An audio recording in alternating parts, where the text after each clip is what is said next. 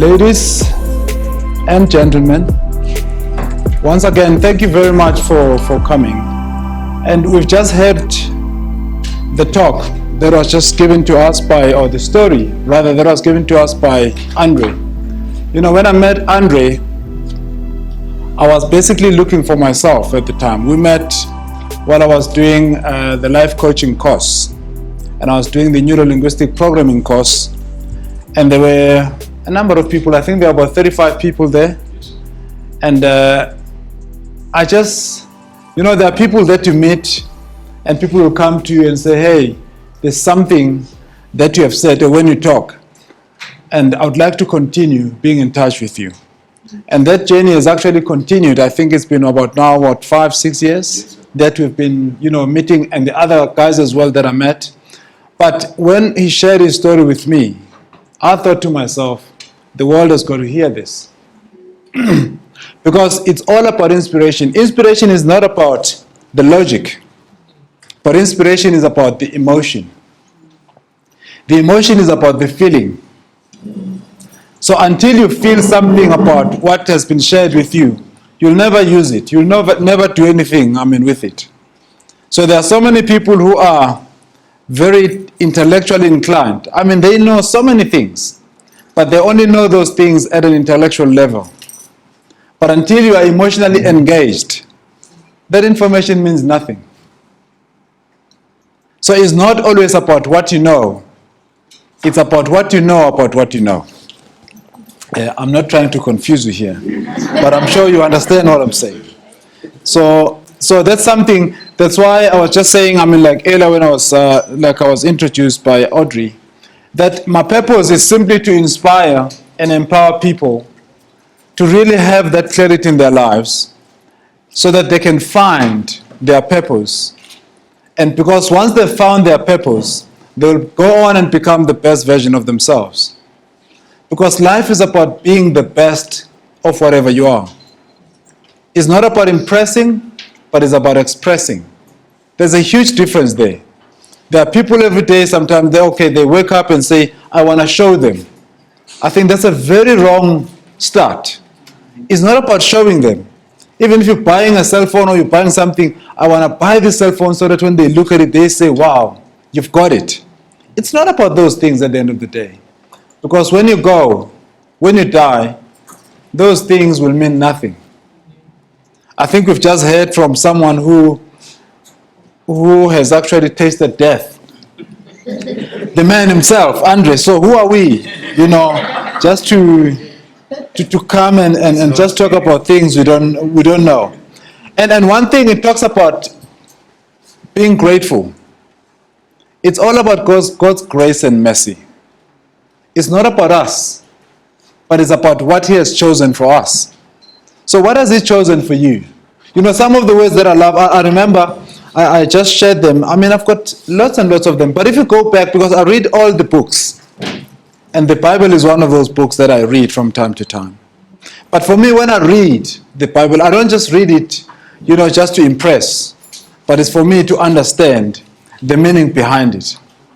So in terms of how I think about things, God just gave me that brain to unpack things and be able to penetrate through them.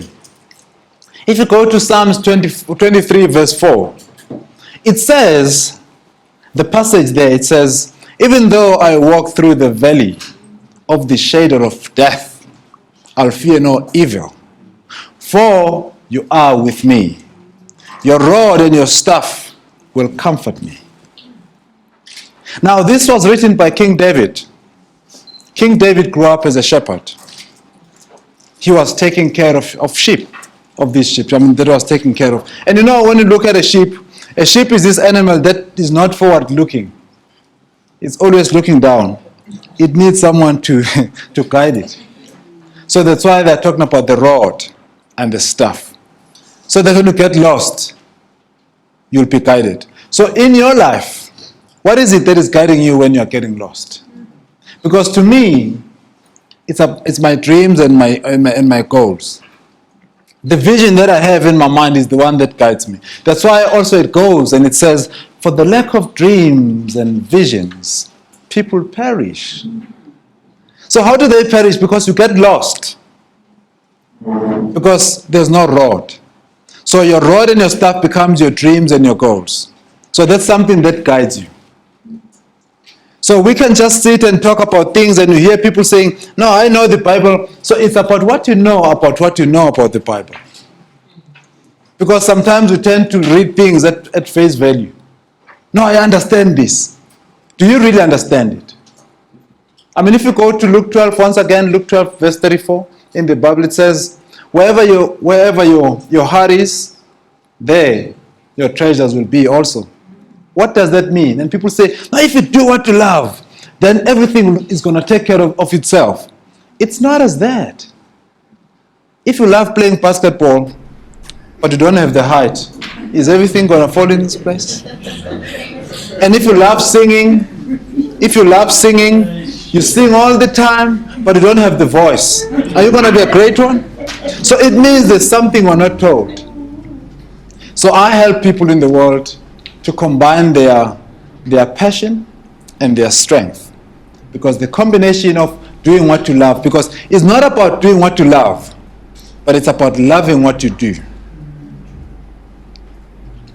Because it's not always about, when you do what you love, there are so many things that you won't love that you'll have to do in order for you to be successful.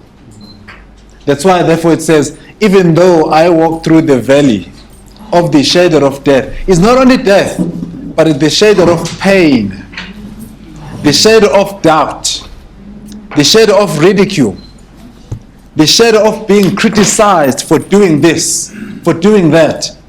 But if you have a dream and you have a vision, it is something that will guide you. You don't want to be like someone who is trying to build this, is trying to put together these pieces. When you talk about this jigsaw puzzle, it comes inside the box. But most people empty the pieces and they throw away the box.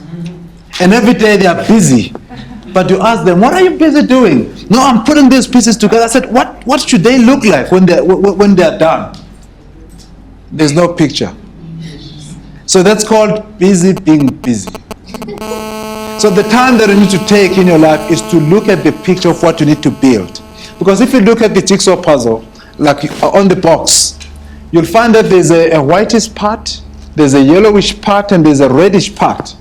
So it means before you put these pieces together, you've got to assemble and say, identify the reddish parts and put them together. And then you look at the yellowish parts and put them aside as well. And then when you start combining, then at least you've got a direction. So now those different colors are what we call goals. Because you firstly have to have a dream before you have a goal. Because a goal is like the step towards your dream. So that's something that we need to be very careful of, that I really love to share. And right now, can we just quickly stand? Quickly.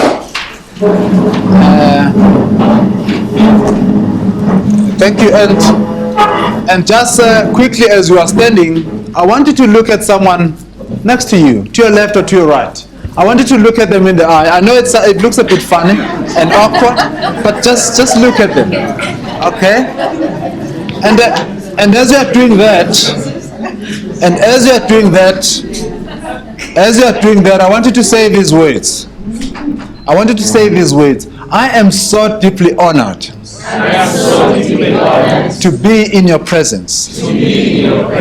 Now let's say it as if we mean it. Okay? I am so deeply honored to be in your presence. Thank you very much, ladies and gentlemen. You can please take a seat. And now, you see what is important about this is that in life every day when we wake up, we are searching for something. We are going to the field to search for something. You are the one who knows exactly what is it that you are searching for. And there's something that has been eluding you for a very long time. You've never found it. There's this key to this special door that will lead you to your stuff that you've always been looking for. And guess what? The person next to you is a step closer to you opening that door. That person has got gifts and talents that this world has never seen. And if we are to get to know that person, because at the end of the day, we've got to look at each other as we are, not as we want others to be to us. Let's look at ourselves, let's look at others with respect, because they've got something to give. Because what tends to happen is that people want to make you to be their smaller versions, not to be the best version of yourself. So you need to go back and ask yourself, what difference have I made in someone else's life today? How have I made them better? Because in life we try to help. We're always trying to pick people up in our lives. But there are times where you find that the person that you're trying to pick up is too heavy for you. And if you continue doing that, that person is taking you down to the gutter with them. There are times where you're saying, I've got to let go. Because if you go to the poem and the prayer, the serenity prayer, it says, God, grant me the serenity to accept the things I cannot change. And give me the courage to change those that I can. But at most, give me the wisdom to discern, to know the difference between what I cannot change and what I can. Because the trouble in the world is that we are busy fighting things that we shouldn't be fighting, because we can't change them. You can't change the weather, but you are complaining about the weather every day. You can't change people not to love you. It's just the way. There are people that you look at first sight and you just don't love them. And people say, but why me? What did I do to you? You don't have to do anything to me for me not to like you. It's just the chemistry. I mean, we all secrete hormones that are called pheromones. Pheromones are those hormones that determine whether there's chemistry.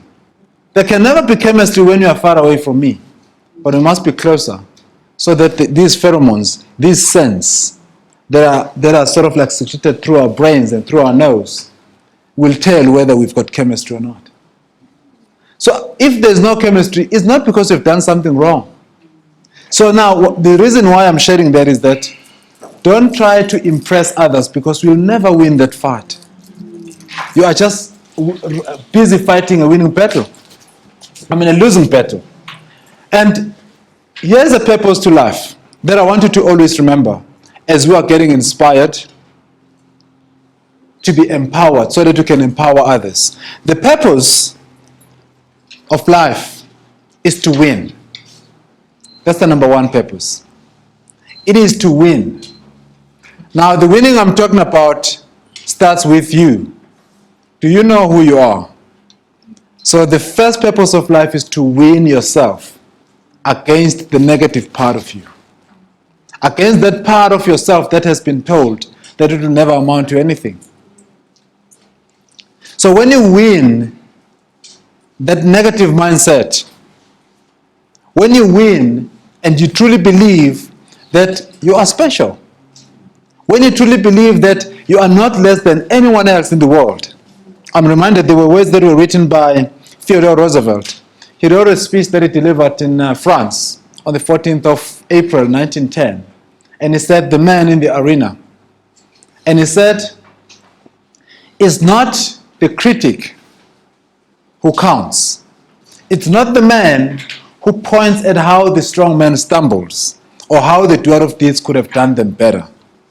But all the credit belongs to the man in the arena. The man whose face is marred by blood, sweat, and tears. The man who strives valiantly. And the man who refuses to let his name be associated with those timid souls who neither knows defeat nor victory. That's the man. Are you the man in the grandstand or are you the man in the arena? You know, the spectators, they know the sport much more and better than the sportsmen themselves. Yeah. They are the ones that always come up with ideas. Oh, he could have just done this. You know, could have just done this. Oh, come into so. But this person has never played the sport. So if you always listen to the spectators, you'll get lost because they make the highest and the loudest noise. The spectators are the ones that will always advise you, but they've never done this. But guess what? At the end of the day, who gets paid? Not them. So, so that's the thing about spectators. And then number two, the purpose of life is to help others win.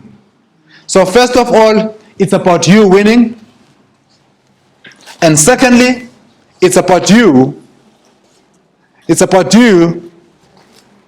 helping others win. You know, when you help others win, it's not about you giving them money and telling them to do. There are only few people that you'll come into contact with. But there are people who will always look at what you do. They will listen to what you're saying. And those people, it means you have helped them. I am here because I've listened to other people all over the world that I've never met, that have immensely contributed to the person that I am. So you don't have to personally know someone, because when it comes to coaching, we've got someone that is called the in-person mentor or coach. That's someone that you sit with, and there's a virtual one, the one that you'll never get to see. Some of them are dead. Like if you think of the likes of Jim Rohn. Jim Rohn is the man who said, when the end comes for you, let it find you conquering a new mountain, not sliding down an old one. And he said, do not pray for easy battles, but pray for strength. That's something that's very important. And he's the man who said some things that are he was a clever man.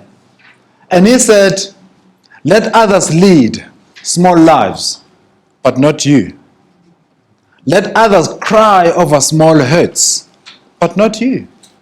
And let others argue over non-essentials, but not you. Always deal in things that matter, things of substance, because the world will not remember your complaints, but it will remember your works. There's no statue in the world that was ever erected to a critic and a loser.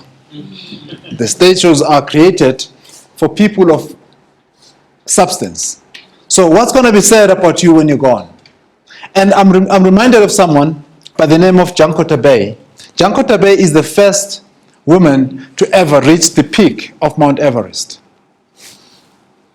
Because the first one who got there was, there's a guy that came, Tenzin Norgay was one of the guys that came through, and as well, there's something that I'm just trying to get going here. I'm not sure what's, okay. So when you look at this, I want us to remember of this Janko Tabay, and then also we need to remember of this person by the name of Sir Edmund Hillary. Sometimes when you do things, there will always be some challenges, and we need to deal with them. We need to deal with them. As I'm dealing with this one, so I'm just saying, this is one of the challenges that I'm dealing with. So you look at it, and I'm doing it live, by the way.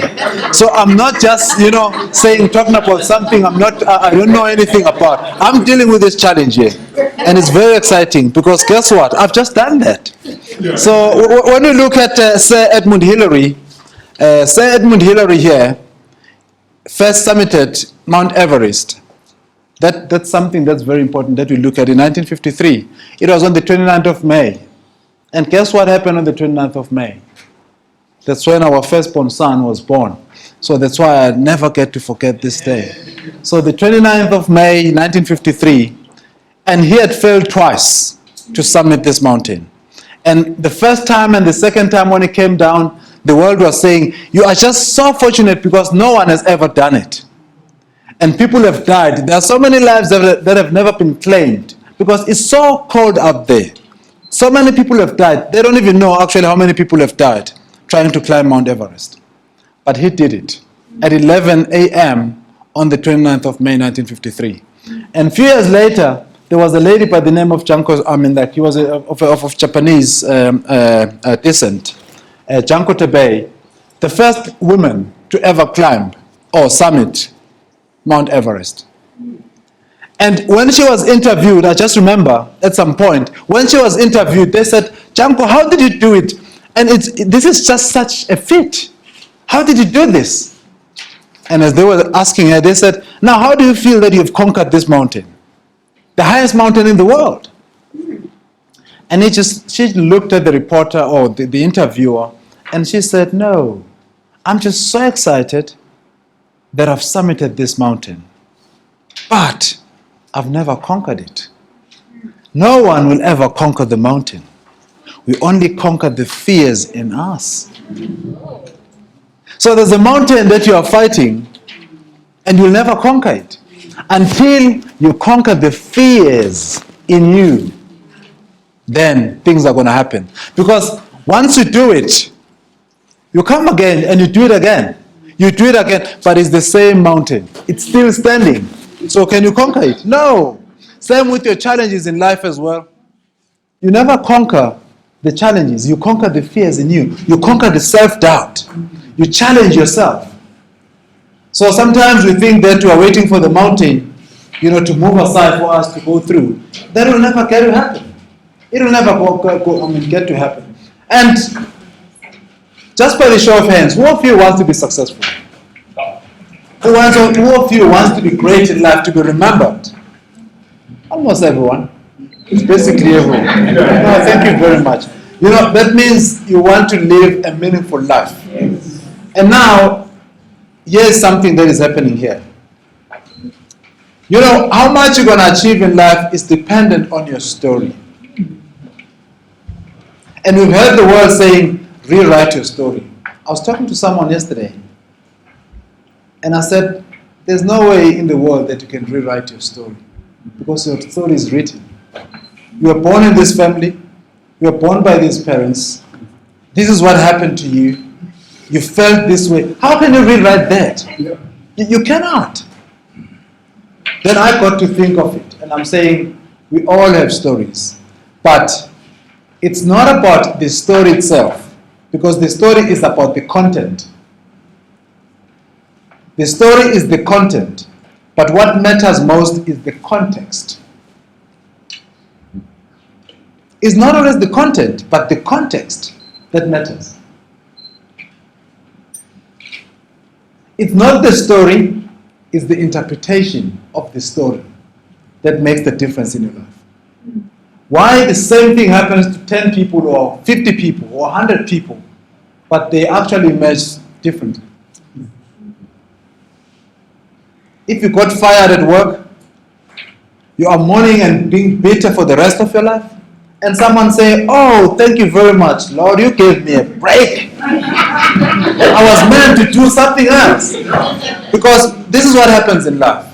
If you do not move on in life, life moves on you. Yeah. Life will reveal something to you. If you don't move on, there will be time that will come. It won't be nice. So don't overstay your welcome. That's something that's very important. And this is something that happened. Let me start off maybe with we've heard of Andre's story. And it's a sad story. But guess what? It's not about this, what happened. It's what he took about what happened. So as I was saying earlier, it's not about what you know. It's about what you know about what you know. I love this. It's not just like, yes, you can do it. Just believe you can. And then we've heard of those. It's a bit tired now. Let's talk about the facts. That's what motivational speakers are known for. That's why it's so easy for everyone to wake up next day. Oh, I'm a motivational speaker. Wow! I'm a motivational speaker. I just want to do this. Wow, and get my money. But at the end of the day motivation is about influence. It's about what you leave behind. Because what you're saying, Ralph Waldo Emerson said, what you do speaks so loudly, I cannot hear what you're saying. I just love that. It means actions speak louder than words. So there are many people who are talking. No, I know that. I say no. When you say you know it, but you're not showing that you're knowing it, it's a problem. It's like kids. Even with us, we grew up struggling. We were struggling. And I remember mom would come with something at work, or whenever she was coming back from work. Sometimes you look at her, and then you were happy. But what will make you more happy is not looking at her in her eyes, but is to look at what she was, carrying. And if there are some plastic bags, wow, you'll be the first one to grab them and help her out. But if it was only her, her bag, you wouldn't be so happy. So life is like that. People may look at how nice or you look, but it's about what you carry that matters. So what are you carrying?